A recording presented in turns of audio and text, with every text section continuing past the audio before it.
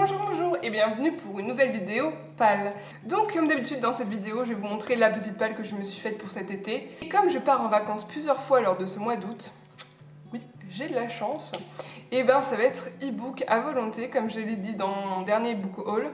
Et donc je vais vous faire un petit récap de ce qui s'est passé lors de ce mois précédent et on enchaîne sur le mois qui arrive. Lors de ce mois de juillet, j'ai fait un sans faute. J'ai lu tous les livres que je devais lire. Enfin à peu près parce qu'il y en a un qui est en cours. Je devais lire Comment le dire à la nuit de Vincent Tassi, publié chez les éditions du Chat Noir. Et comme vous l'avez lu, je l'ai lu et je l'ai vraiment bien apprécié. Ce qui était franchement une surprise sortie de nulle part. Parce que comme je vous l'avais dit, redit, répété, enfin voilà, vous avez compris, je pensais vraiment que ça allait être genre niet, que ça allait pas passer avec moi, alors que, curieusement, c'est hyper bien passé. Donc celui-ci, pas de problème, je l'ai lu. Ensuite, j'ai lu en 2 jours La guerre des papilles de Lucie Castel. Et pourtant, j'avais des choses à faire, mais je vais vous en parler prochainement en update lecture, il s'agira de la prochaine vidéo que vous allez voir. Mais clairement, c'était une lecture magnifique. Ce que nous a livré Lucie Castel cette fois-ci, c'est juste un petit bijou. Elle a mis tout ce que j'aimais. Donc forcément, j'étais à fond. Je suis passée du rire aux larmes en lisant cette lecture et c'était juste magnifique. Ensuite, j'ai enchaîné sur la vague de Feel Good sur le 2e tome de La Petite Boulangerie du Bout du Monde, intitulé Une saison La Petite Boulangerie qui se passe en été. C'est pour ça que je l'avais choisi. Enfin, fin printemps, début été, même jusqu'à la fin de l'été, je crois. La fille vient de terminer, elle se souvient même plus, tu vois. N'importe quoi. De Jenny Colgan est publié chez Pocket et voilà, c'était juste trop feel good, trop bien. J'ai pleuré, franchement. J'ai pleuré, j'ai souri, j'ai été émue. Cette série me fait juste voyager à chaque fois. Et enfin, je suis en train de lire, parce que vous voyez encore le petit marque-page, Amélie sans mélo, et donc nous sommes fin de ce mois de juillet. Actuellement, le jour où je filme, on est le 27. Donc clairement, il est tout petit, donc il sera lu. J'ai déjà lu 30 pages sur 200 et quelques, donc voilà, il sera fini peut-être même ce week-end. C'est peut-être mon objectif. Je suis contente, les gars.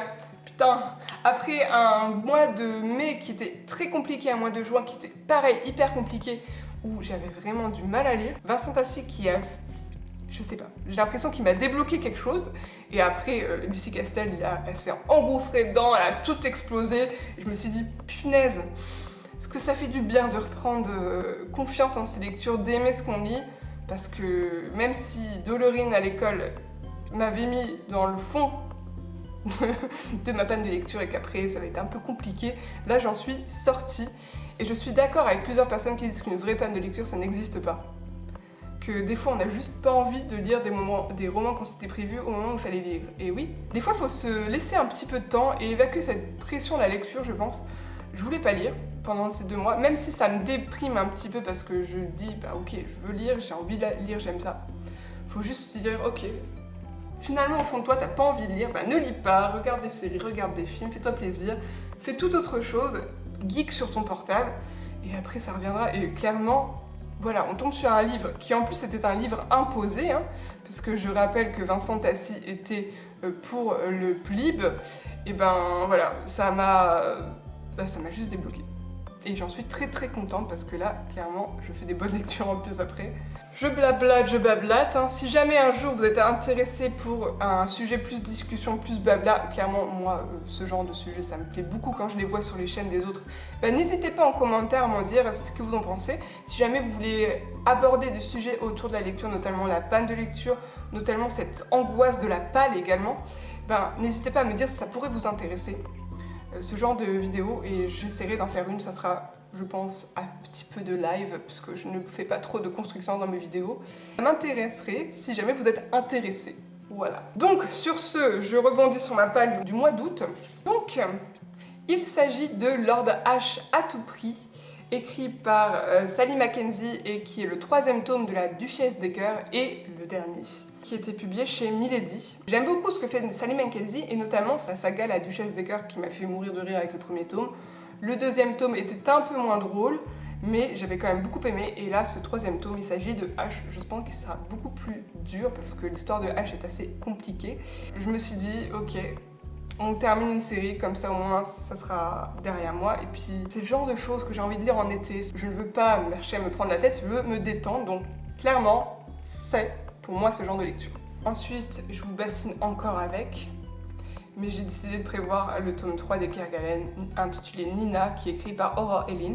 Voilà, j'ai envie de dire, c'est en train de devenir une de mes séries incontournables. Quand je l'ai vu dans ma page, je me suis dit, ok, bon, été, Kerguelen, Bretagne, où je vais donc Kerguelen encore plus.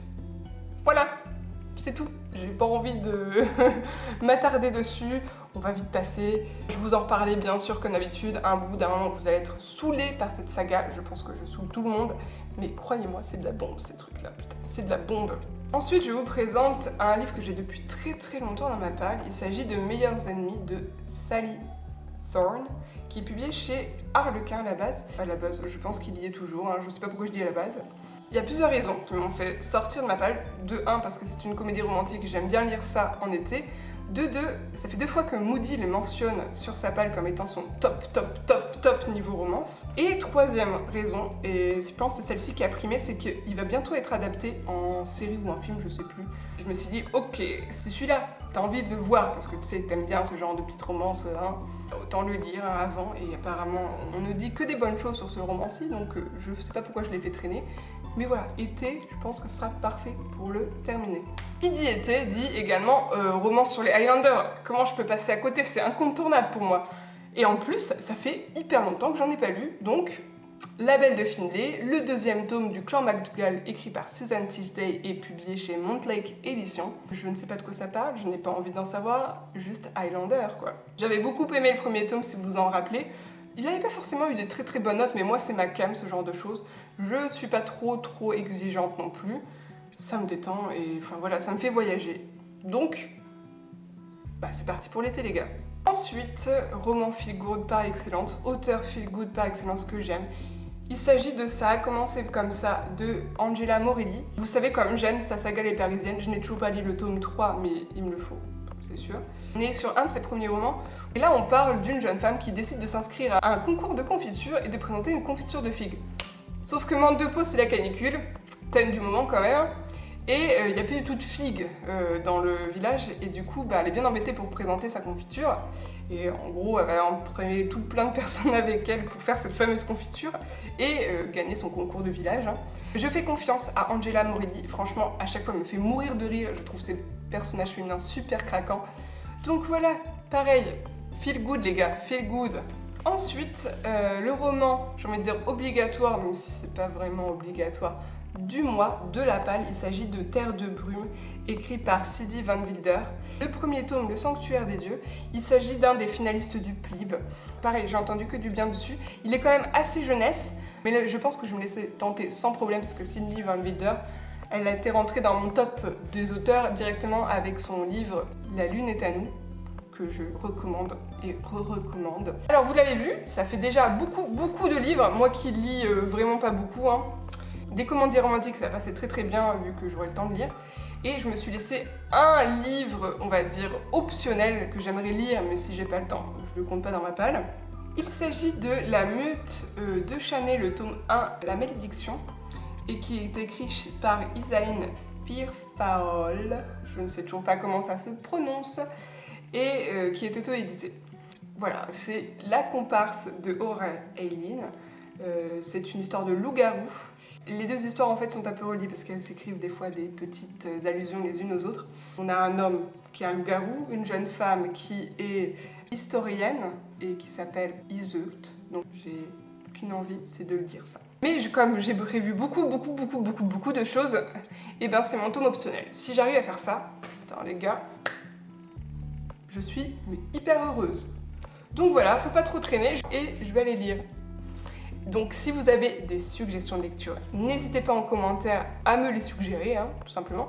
Si jamais vous avez lu un ou plusieurs de ces livres, n'hésitez pas en commentaire également à commenter.